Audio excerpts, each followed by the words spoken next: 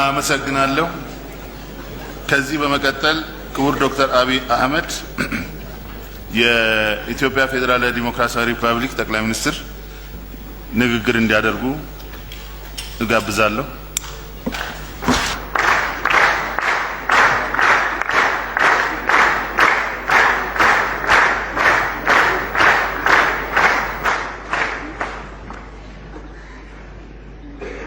የተከበሩ አፈ ጉባኤ፣ የተከበራችሁ የሕዝብ ተወካዮች ምክር ቤት አባላት፣ የተከበራችሁ የሀገራችን ሕዝቦች፣ ጥሪ የተደረገላችሁ እንግዶች፣ ክቡራትና ክቡራን፣ ሀገራችን ኢትዮጵያ በመንግስት አስተዳደር ስርዓቷ ሰላማዊ ስልጣን ሽግግር በምታከናውንበት በዚህ ታሪካዊ ቀን በተከበረው ምክር ቤት ፊት ቀርቤ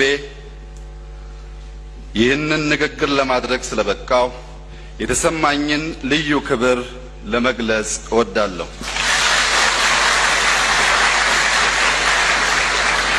ከሁሉ አስቀድሜ ከቅርብ ዓመታት ወዲህ በአገራችን ለተከሰተው ፖለቲካዊ አለመረጋጋት የመፍትሄ አካል ለመሆን የሀገር ክብርና ብሔራዊ ጥቅምን በተሻለ ሁኔታ አዲስ አመራር ሊጠብቅ ይችላል ብለው በማሰብ ለአህጉራችን ምሳሌ በሆነ መልኩ ስልጣናቸውን በፈቃዳቸው ላሸጋገሩት ለክቡር አቶ ኃይለማርያም ደሳለኝ ከፍ ያለ አክብሮቴን እገልጻለሁ።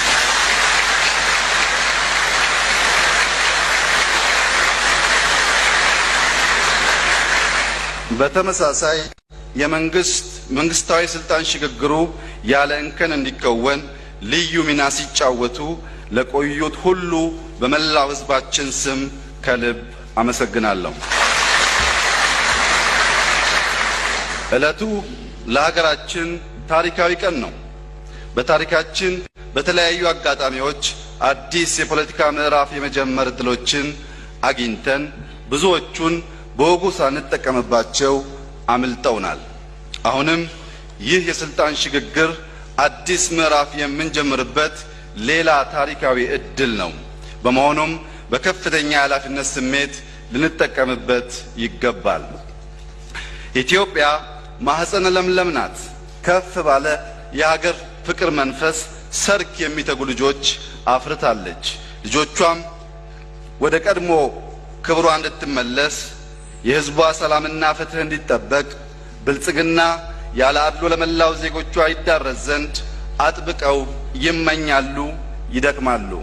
በሀገር ውስጥና በውጭ ሆነው ስለ ሀገር አንድነትና ሰላም፣ ስለ ፍትህና እኩልነት እንዲሁም ስለ ብልጽግና ይጮሃሉ፣ ይሟገታሉ፣ ይሞግታሉ። ይህ የስልጣን ሽግግር ሁለት አበይት እውነታዎችን የሚያመላክት ነው። ክስተቱ በአንድ በኩል በሀገራችን ዘላቂ የተረጋጋና ሁሉን አቀፍ የህገ መንግስታዊ ስርዓት መሰረት ስለመጣላችን ማሳያ ሲሆን፣ በሌላ በኩል ደግሞ ከጊዜው የፖለቲካ የኢኮኖሚና የማህበራዊ ሁኔታዎች ጋር እኩል የሚጓዝና በህዝብ ፍላጎት የሚገዛ ህዝብን አለቃው አድርጎ የሚያገለግል ስርዓት እየገነባን መሆኑን ያመላክታል። ወቅቱ ከስህተታችን ተምረን አገራችንን የምንክስበት ወቅት ነው። መሪ ድርጅታችን ኢህአዴግ ልማታዊ ዲሞክራሲያዊ መስመሩን አጥብቆ በመያዝ ሀገራችንን ከሁለት አስርት ዓመታት በላይ ባስተዳደረበት ወቅት በሁሉም መስክ መሰረታዊ ለውጥ ያመጣ ህገ መንግስታዊና ፌዴራላዊ ስርዓት ገንብቷል። ዓለም በአንድ በኩል በጥሞና በአግራሞትና በጉጉት በሌላ በኩል ደግሞ በስጋት እየተመለከተው ያለ ሀገራዊ ለውጥ ላይ እንገኛለን። ያሳካናቸው በርካታ ድሎች እንዳሉ ሁሉ በፍጥነት መቀረፍ የሚገባቸው በርካታ ጉድለቶች እንዳሉም እናምናለን። ከስህተቶቻችን ተምረን ወደፊት በመራመድ ማተኮር ያለብን ጉዳይ የተሻለች ሀገር ለሁላችንም በመገንባቱ ላይ ነው። ዋናው ቁም ነገር አገራችን ከፍ ወዳለ ምዕራፍ ማሸጋገሩና አንድነቷን ጠብቃ የምትቆይበት ሁኔታ በቀጣይነት እያረጋገጡ መሄዱ ነው። ኢትዮጵያዊነት ያስተማረን እውነታ በጊዜያዊ ችግር ተሸንፎ መውደቅን ሳይሆን ፈተናዎችን ወደ ዕድልና መልካም አጋጣሚ ቀይሮ ድል መቀዳጀት ነው። ትላንት አባቶቻችን በመተማ፣ በአድዋ፣ በማይጨውና በካራ ማራ አጥንታቸውን ከስክሰው የከበረ ደማቸውን አፍስሰው በክብርና በአንድነት ያቆዩት ሀገር አለችን። እኛ እድለኞች ነን። ውብ ሀገር፣ አኩሪ ታሪክ አለን። እኛ መነሻችንን እናውቃለን። በርካታ ዘመናትን የሚሻገር ታሪክ ያለው ታላቅ ሕዝብ ነን። ህብረታችን ለዓለም ምሳሌ መሆን ይችላል። ጠላቶቻችን አንበርክኳል።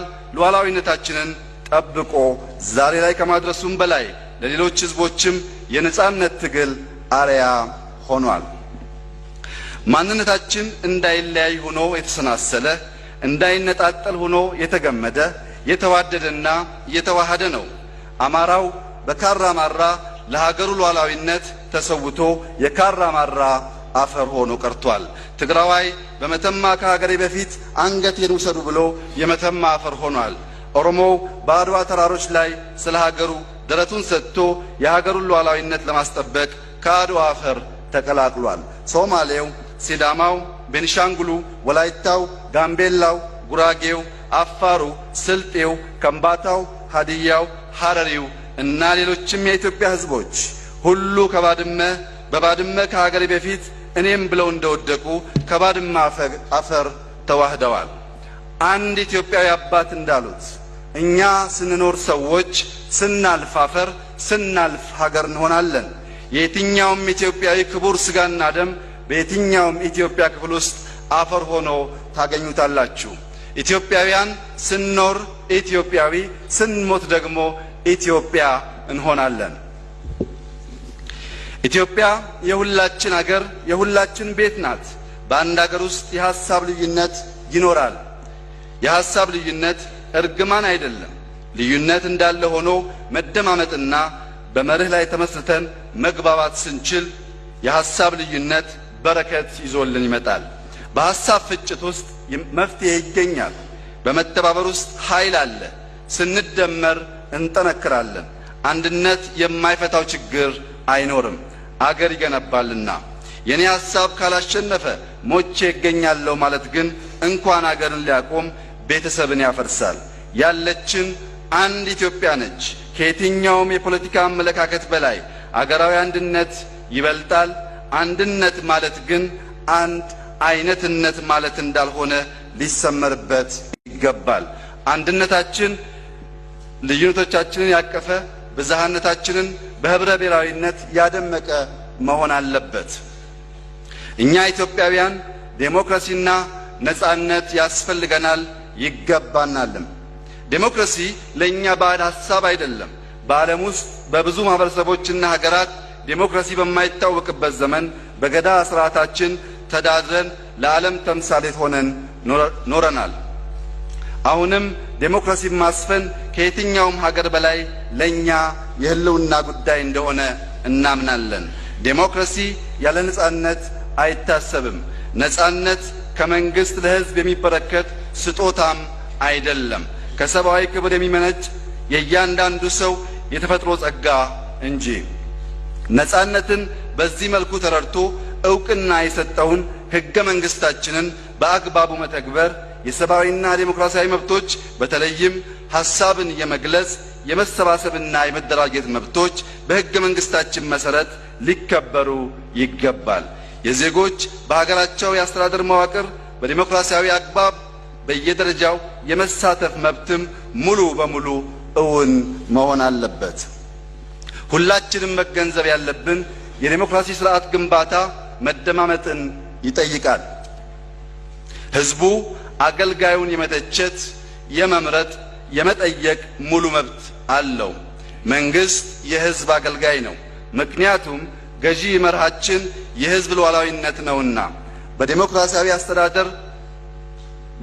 አስተዳደር ውስጥ የመጀመሪያውም የመጨረሻው መርህ በመደማመጥ የሐሳብ ልዩነትን ማስተናገድ መሆን አለበት።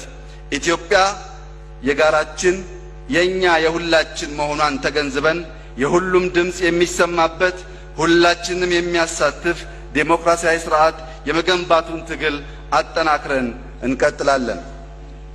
ዴሞክራሲ ሲገነባ መንግስት የዜጎቹን ሐሳብ በነጻነት የመግለጽ መብት ማክበር አለበት። ዴሞክራሲን ከዜጎች ሰላማዊ እንቅስቃሴና ከመንግስት መሪነት ደጋፊነትና ሆደ ሰፊነት ውጪ ማዳበር አይቻልም። በመሆኑም መንግስት የዜጎች ሰላማዊ እንቅስቃሴ እንዳይስተጓጎል በጽናት ይሰራል። በተመሳሳይ ዜጎች ሐሳባቸውን ሲገልጹ ሰላማዊ በሆነ መንገድ መሆን ይገባዋል። የራስን ዴሞክራሲያዊ መብት እየጠየቁ የሌላውን መብት መጋፋት እርስ በርሱ ይጣረሳልና ዴሞክራሲንም ያቀጭጫል። መንግስት ሕግን ማክበር አለበት፣ ማስከበርም ግዴታው ነው። ታጋሽነትም ኃላፊነቱ ነው። የመንግስት ታጋሽነት ሲጓደልም ዴሞክራሲን ይጎዳል። በሁለቱም አካሄድ የምናፍቀው ዴሞክራሲ ሊመጣ አይችልም። በዴሞክራሲያዊ አስተዳደር ውስጥ የሕግ የበላይነት መስፈን ይገባዋል። የሕግ የበላይነትን ለመስፈን በምናደርገው ትግል መርሳት የሌለብን ቁም ነገር ሕዝባችን የሚፈልገው የሕግ መኖርን ብቻ ሳይሆን የፍትህ መረጋገጥንም ጭምር ነው። የሕዝብ ፍላጎት ከፍትህ የተፋታ ደረቅ ሕግ ሳይሆን በፍትህ የተቃኘ ለፍትህ የቆመ የሕግ ስርዓትን ነው። የሕዝብ ፍላጎት የሕግ አስከባሪ ተቋማት ገለልተኛና ለፍትህ ታማኝ፣ ለዜጎች መብት ቀናኢ እንዲሆኑ ነው። ሕግ ሁላችንንም እኩል የሚዳኝ መሆን አለበት። እንዲህ ሲሆን ሕግ በተፈጥሮ ያለንን ሰብአዊ ክብራችንን ያስጠብቅልናል። ይህን እውነታ በመረዳት በሀገራችን ዴሞክራሲ እንዲያብብ፣ ነጻነትና ፍትህ እንዲሰፍን፣ የሕግ የበላይነት እውን እንዲሆን አስፈላጊው ማሻሻያ በማድረግ በዘርፉ ያለውን ክፍተት እንሞላለን። ለሰላም መሰረቱ ፍትህ ነው። ሰላም የግጭት አለመኖር ብቻ አይደለም። ሰላም በመግባባት ላይ የተመሰረተ ጽኑ አንድነታችን ነው። ሰላም መተማመናችን ነው። ሰላም በሁላችንም ፈቃድ ዛሬም የቀጠለ የአብሮነት ጉዟችን ነው። ሰላም አለመግባባትና ተቃርኖዎችን በሰለጠነ መንገድ መፍታት የሚያስችል መንገድና ግባችን ነው። የተከበሩ አፈ ጉባኤ፣ የተከበራችሁ የሕዝብ ተወካዮች ምክር ቤት አባላት፣ ክቡራትና ክቡራን፣ ያለንበት ጊዜ የአፍሪካ ቀንድ በቀውስ ውስጥ ያለበት፣ ብዙ የየራሳቸው ፍላጎትና ዓላማ ያላቸው ኃይሎች የሚራኮቱበት፣ ውስብስብ መጠላለፍ በቀጠናው ያለበት ወቅት ነው። በዚያው ልክ ደግሞ በባህል በቋንቋና በረጅም ጊዜ ጋራ ታሪክ የተሳሰርን ህዝቦች ያለንበት ከባቢ ነው። የውጭ ግንኙነታችን በተመለከተ ሀገራችን የፓን አፍሪካኒዝም መሰረት፣ የአፍሪካ ህብረት መስራችና መቀመጫ፣ የቀደምት ዓለም አቀፍ ተቋማት መስራችና በዓለም አቀፍ በአህጉር አቀፍ እንዲሁም ቀጠናዊ ጉዳዮች ላይ ጉልህና ገንቢ ሚና የምትጫወት ሀገር ናት። ይህንኑ በጋራ ተጠቃሚነትና እኩልነት ላይ የተመሰረተውን ፖሊሲያችንን አጠናክረን እንቀጥላለን። ከአፍሪካውያን ወንድሞቻችን ጋር በአጠቃላይ ከጎረቤቶቻችን ጋር በተለየ በችግርም በተድላም አብረን እንቆማለን።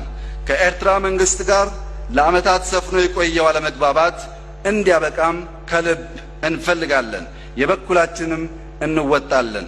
በጥቅም ብቻ ሳይሆን በደም ለተሳሰሩት የሁለቱ ሀገራት ህዝቦች የጋራ ጥቅም ሲባል ልዩነቶቻችንን በውይይት ለመፍታት ያለንን ዝግጁነት እየገለጽኩ የኤርትራ መንግስትም ተመሳሳይ አቋም እንዲወስድ በዚሁ አጋጣሚ ጥሬን አቀርባለሁ።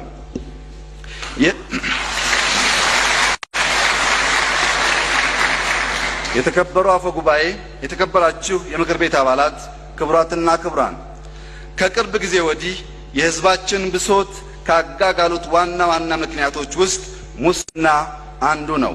ሙስናን ጸረ ሙስና ተቋም በመመስረት ብቻ መከላከል እንደማይቻል ተረድተናል። ሁላችንም ኢትዮጵያችን አንዱ ሰርቶ ሌላው ቀምቶ የሚኖርባት አገር እንዳትሆን ለመጠበቅ የምንችለውን ሁሉ እንድናደርግ በትህትና እጠይቃችኋለሁ።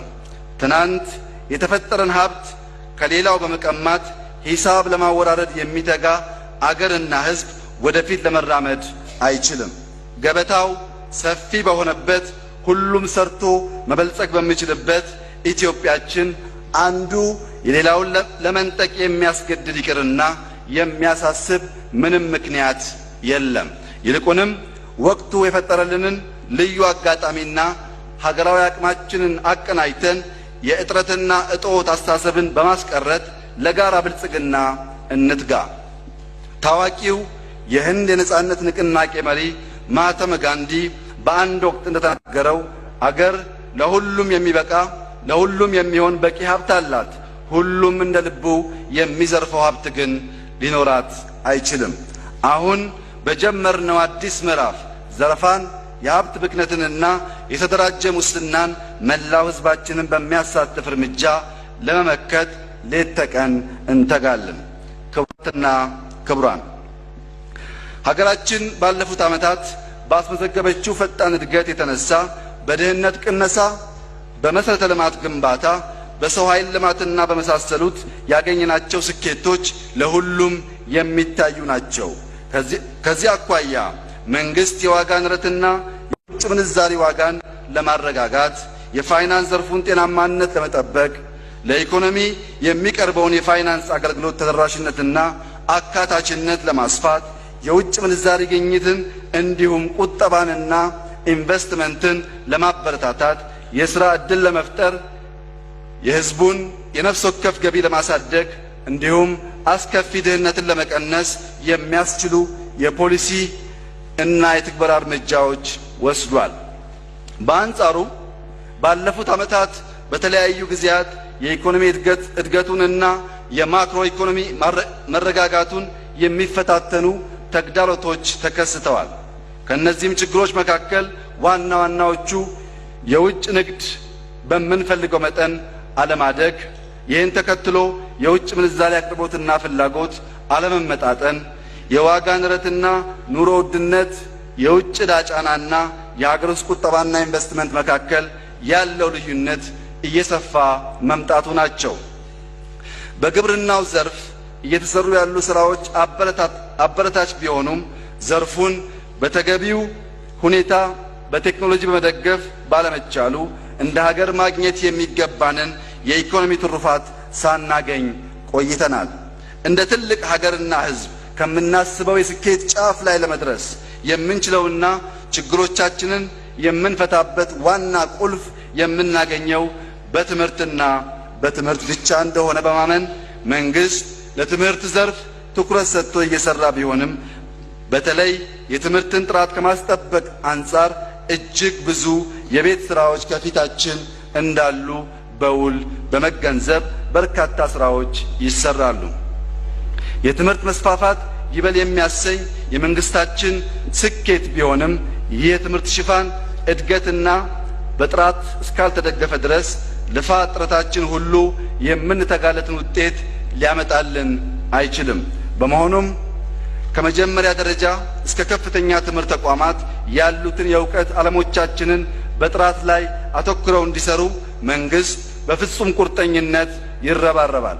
በተለይም ከከፍተኛ ትምህርት ተቋሞቻችንና ከቴክኒክና ሙያ ኮሌጆች የሚወጡት ተማሪዎች ከሚገበዩት ዕውቀት የሚነጻጸር ክህሎት እንዲኖራቸው ከፍተኛ ጥረት ይደረጋል። እነዚህንና ሌሎችንም ችግሮቻችንን ለመቅረፍ የሁለተኛው የእድገትና ትራንስፎርሜሽን እቅዱን የ2 ዓመት ተኩል አፈጻጸም በመገምገም አስፈላጊ የሆኑ የፖሊሲ እርምጃዎችን በመውሰድ ፈጣን የኢኮኖሚ እድገትን ለማስቀጠል እንተጋለን። ውድ የሀገራችን ወጣቶች፣ ኢትዮጵያ የእናንተ ነች። መጪው ዘመን ከሁሉ በላይ የእናንተ ነው። አሁንም አገሪቷን በመገንባት ግንባር ቀደም ሆናችሁ መሳተፍ ይኖርባችኋል። የወጣቱ ጥያቄ የኢኮኖሚና የእኩል ተጠቃሚነት ብቻ ሳይሆን የዲሞክራሲና የፍትህ ነው ብለን እናምናለን። የሁሉም ዜጎች ኢኮኖሚያዊ ተጠቃሚነት፣ ማህበራዊ ፍትህና ፖለቲካዊ ተሳትፎ ከማሳደግ አንጻር ክፍተቶች ነበሩ። አገራችን ጥሩ የሚባል ኢኮኖሚያዊ እድገትን እያስመዘገበች እንደሆነ ቢታወቅም እድገቱ በቅርጽና በይዘት ተለዋዋጭ የሆነውን የወጣቱን ትውልድ ፍላጎት በሚፈለገው ደረጃ የሚያረካ አልነበረም። ይህም ህዝባችንን ለብሶት እንደዳረገው እንገነዘባለን። ያለ ወጣቶች ተሳትፎና ተጠቃሚነት አገር የትም ልትደርስ እንደማትችልም እንረዳለን። ኢትዮጵያ ለወጣቶቿ ተስፋ የምትሰጥ እንጂ ተስፋ የምታስቆርጥ አገር እንዳትሆን የምንችለውን ሁሉ እንደምናደርግ ቃል እገባለሁ። በሚቀጥሉት ጊዜያት ለወጣቱ የሥራ ዕድል መፍጠር ብቻ ሳይሆን ወጣት ባለሀብቶች በብዛት እንዲፈጠሩ እንሰራለን።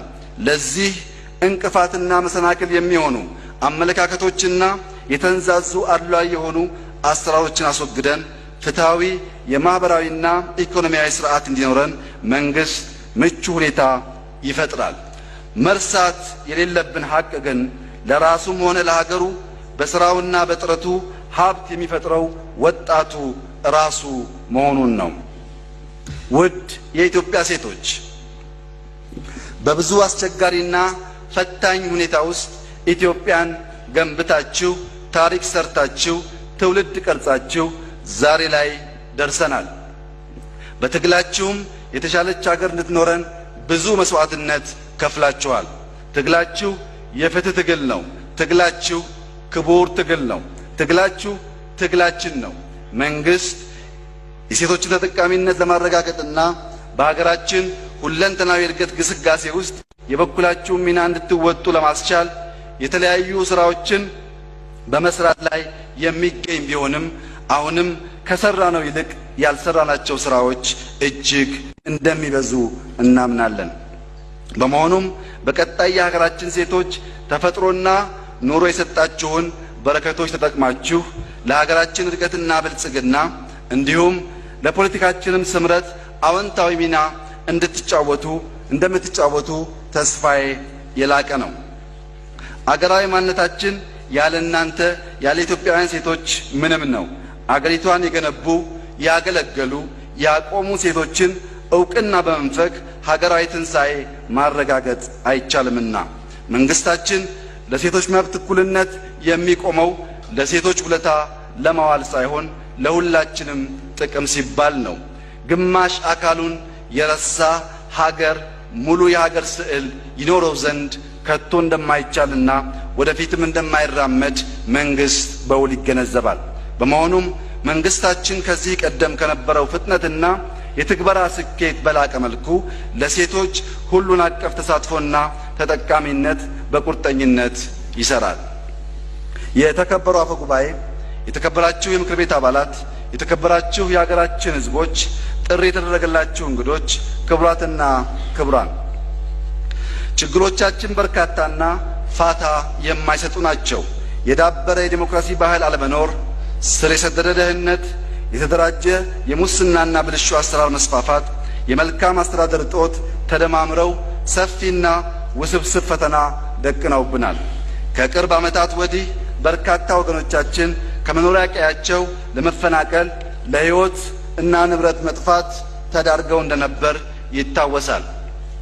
ዜጎች በሀገራቸው ውስጥ ከቦታ ቦታ የመዘዋወርና ሀብት የማፍራት መብታቸው መከበር አለበት። በመሆኑም እንደዚህ አይነት ተገቢ ያልሆነ ድርጊት እንዲያበቃና ዳግም እንዳይፈጠር መስራት ይጠበቅብናል። ችግሮቻችን ተለያይተን ቀርተው ተባብረንና ተዋደንም ለመፍታት ዓመታት ያስፈልጉናል። በመሆኑም የባከነውን ጊዜ በማካካስ ወደፊት መጓዝ እንችል ዘንድ በአዲስ መንፈስ መረባረብ ይጠበቅብናል። ሁሉም ችግሮቻችን በአንዲት ጀንበር ሊፈቱ አይችሉም።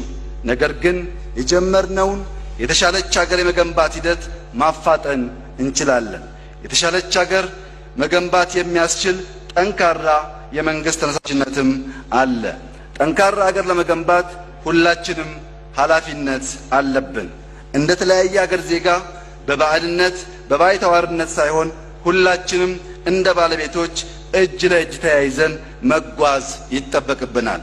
ይህ ሲሆን ስንወድቅም ስንነሳም በጋራ ይሆናል። በቀሪው የሁለተኛው የእድገትና ትራንስፎርሜሽን ዕቅድ ዓመታት ቀሪ የልማት መርሃ ግብሮቻችንን በመጠነ ጊዜ ለማሳካት ጥረት ይደረጋል። ከመደበኛው የሥራ ሰዓታችን በሚሻገር ጊዜ ከፍ ባለ ፍጥነትና ተነሳሽነት በመስራት በቅርብ ዓመታት ውስጥ በተከሰተው ፖለቲካዊ አለመረጋጋት የደረሰብንን ኢኮኖሚያዊና ማህበራዊ ጉዳት ለማካካስ አገራዊ ንቅናቄ እንድናደርግ ከአደራ ጭምር መልእክቴን አስተላልፋለሁ። የተከበሩ አፈ ጉባኤ፣ የተከበራችሁ የምክር ቤት አባላት፣ ክቡራትና ክቡራን፣ በውጭ ሀገር የምትኖሩ ኢትዮጵያውያን ወገኖቼ፣ እያንዳንዱ ኢትዮጵያዊ ለስራም ሆነ ለትምህርት በሄደበት ሁሉ ኢትዮጵያን ተሸክሟት ይዞራል። ኢትዮጵያዊውን ከኢትዮጵያ ታወጡት እንደሆነ እንጂ ኢትዮጵያን ከኢትዮጵያዊ ልብ ውስጥ አታውጧትም የሚባለው ለዚህ ነው። ሁላችሁም በታታሪነታችሁ በልቀታችሁና የትም በሚከተላችሁ የሀገራችሁ የጨዋነት ባህሪ የኢትዮጵያና የእሴቶቿ እንደራሴዎች ናችሁ። አንዳንድ ጊዜ ከኢትዮጵያ ያነሰ የተፈጥሮም ሆነ የታሪክ ሀብት ባላቸው ነገር ግን እጅግ በበለጸጉ ሀገራት ውስጥ ራሳችሁን ስታገኙ ስለ ሀገራችሁ ቁጭት ሳይሰማችሁ አይቀርም። ሁላችንም ውስጥ ያ ቁጭት አለ። እንደ ሀገር ያለን ሀብት አሟጠም ለመጠቀም የምናደርገው ጥረት በቂ ሳይሆን ሲቀር መቆጨታችሁ አይቀርም፣ መቆጨትም አለባችሁ።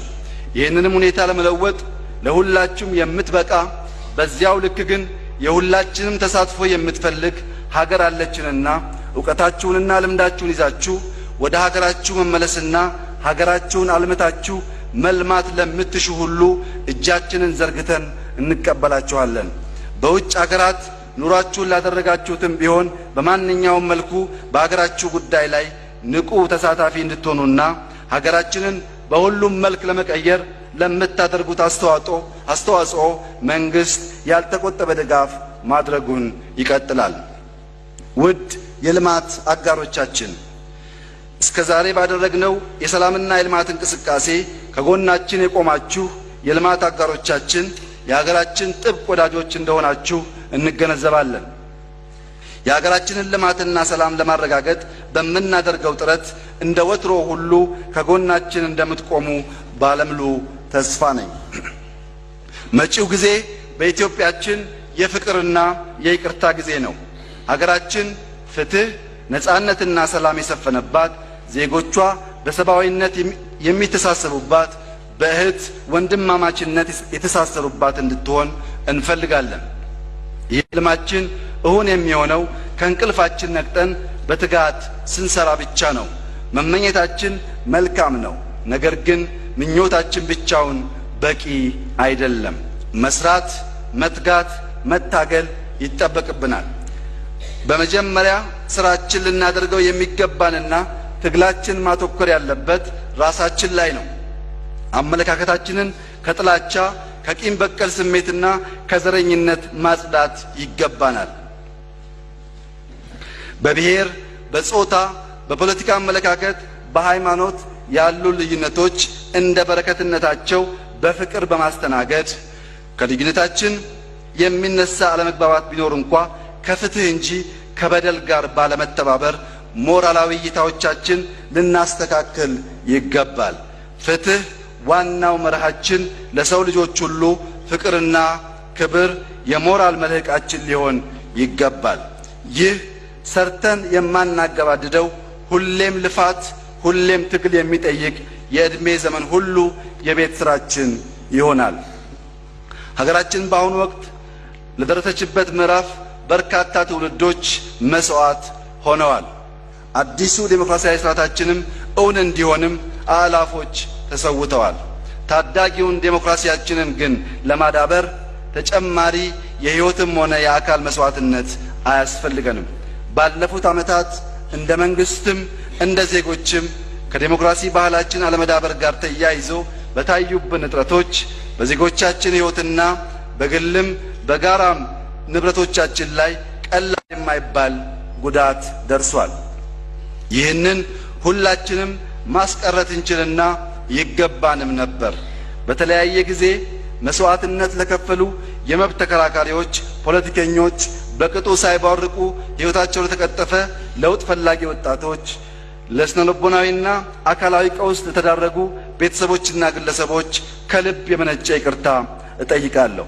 እንዲሁም ሰላም ለማስከበርና ህገ መንግስታዊ ግዴታቸውን ለመወጣት ሲንቀሳቀሱ ህይወታቸውን ላጡ የጸጥታ ኃይሎች አባላት ለከፈሉት መስዋዕትነት ያለኝን አድናቆትና አክብሮት ለመግለጽ እፈልጋለሁ። ለተፈጠሩት ችግሮች እልባት በማበጀት ህዝባችንን እንደምንክስም ጭምር በዚሁ አጋጣሚ ቃል እገባለሁ። በሀገር ውስጥም ሆነ በስደት ከሀገር ውጭ የምትኖሩ ኢትዮጵያውያንና ትውልደ ኢትዮጵያውያን በሙሉ ከልባችን ይቅር ተባብለን የትናንትናውን ምዕራፍ ዘግተን በብሔራዊ መግባባት ወደ ቀጣይ ብሩህ ሀገራዊ ምዕራፍ እንሸጋገር ዘንድ ጥሬን አቀርባለሁ።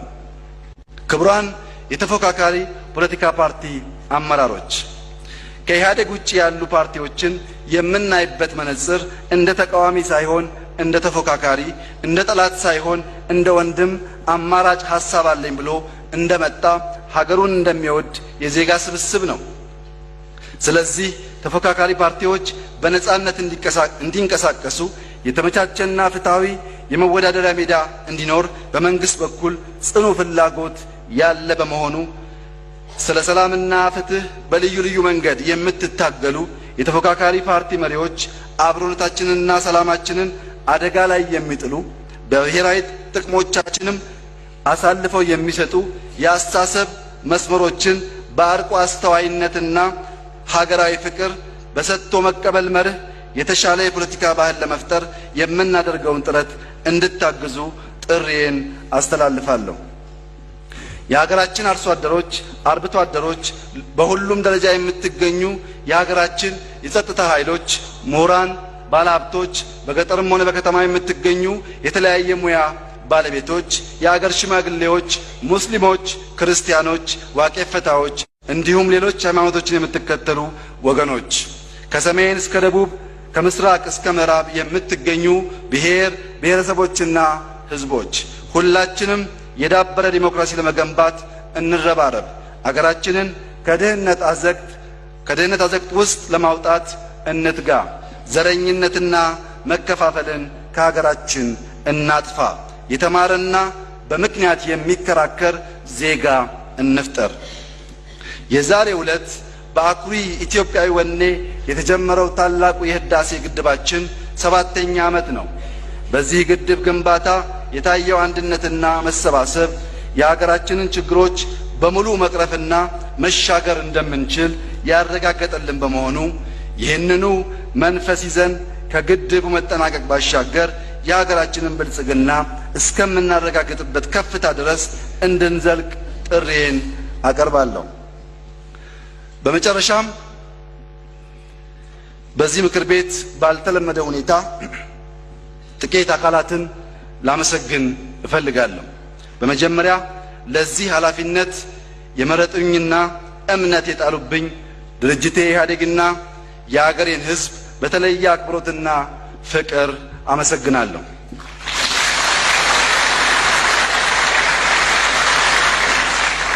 ሁለተኛ የ7 ዓመት ልጅ እያለሁ እንዲህ ከፊታችሁ እንደምቆም የምታውቅና ይህንን ሩቅ ጥልቅና ረቂቅ ራዕይ በውስጤ የተከለች ያሳደገች ለፍሬ ያበቃች አንዲት ኢትዮጵያዊ እናት እንዳመሰግን በትህትና እጠይቃለሁ።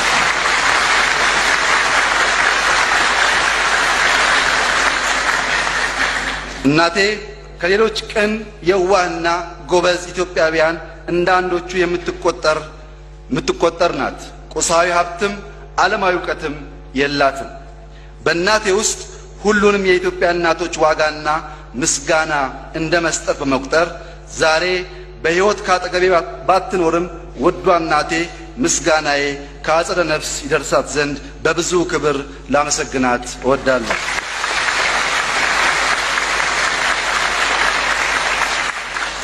ሌሎች ኢትዮጵያውያን እናቶቼ በልጆቻቸው የነገ ራዕይ ላይ ትልቅ ድርሻ እንዳላቸው በመገንዘብ ነገ ለሚያጭዱት መልካም ፍሬ ዛሬ ላይ የሚዘሩት ዘር ዋና ጉዳይ መሆኑን በመገንዘብ ለሚከፍሉት መስዋዕትነት ያለኝን በምንም የማይተካ አድናቆትና ምስጋና እንዲሁም ክብር በብዙ ልባዊ ፍቅር ሳቀርብ በቀጣይም ልጆቻችን የዚች ሀገር ህዳሴ እንዲረጋገጥ ዋና ተዋንያን መሆን እንዲችሉ እናታዊ አይተኬ ሚናችሁን እንድትወጡ አደራ በማለት ጭምር ነው። ሶስተኛ የሚስቶች ስኬት 2-3 ነው። 2 ሲሆን አንዱ የራሳቸው ሌላው የባላቸው፣ 3 ሲሆን ደግሞ የልጆቻቸውም ይጨመርበታል። አንዳንዴ ድል ስኬታቸው ከዚህም ይሻገራል። የእናቴን ራዕይ ተረክባ በብዙ የደገፈችኝና የእናቴ ምትክ የሆነችልኝ ውዷ ባለቤቴ ወይዘሮ ዝናሽ ታያቸው ከነዚህ ሚስቶች ተርታ ትመደባለችና እጅግ አድርጌ ላመሰግናት እወዳለሁ።